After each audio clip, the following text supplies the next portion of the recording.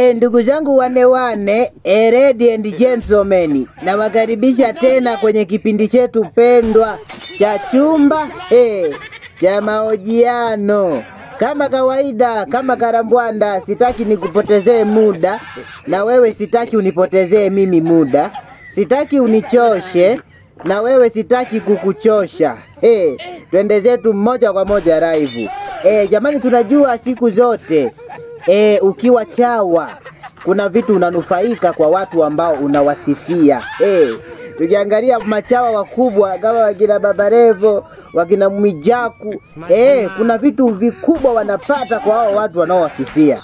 Tukiangalia pia wasanii wanavyokisifia kile chama, kuna vitu wananufaika kutoka kwenye kile chama.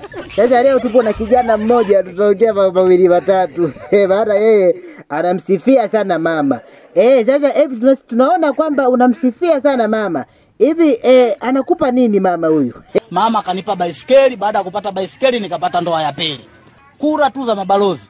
Hata akija kugombea na Donald Trump, mama atashinda. Alafu jamani, zile baisikeli za kijani na pikipiki za kijani mtaani zimepotea. Sijui wamezificha wapi, au ndo zime-expire, zimeisha muda wake, au ndio wamezibadilisha rangi. Jamani, anyway, natania tu jamani, natania, tuendelee. Sasa pia nipo na hayati John Pombe Magufuli, naye nitamuuliza maswali mawili matatu. Hapa nilikuwa na mhoji kabla ya uhai wake. Tunamuuliza maswali mawili matatu kuhusu vijana wanaopenda rushwa. Kuna vijana wanaongwa, wanapenda rushwa. Wewe acha tu. Anyway, mheshimiwa, hivi unawazungumziaje wale vijana wanaopenda rushwa? Unawazungumziaje? Maana kuna watu wanaongwa.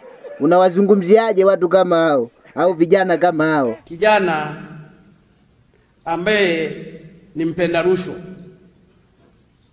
mwizi, fisadi, tapeli, mvivu, asiyejifahamu, aina hii ya vijana wana mchango mdogo sana katika taifa na hata kwenye chama. Vijana, mmesikia ujumbe huo?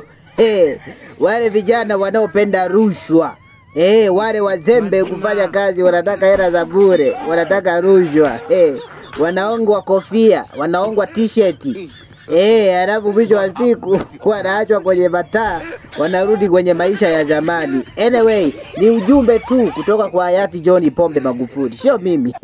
Mimi nanukuu tu jamani.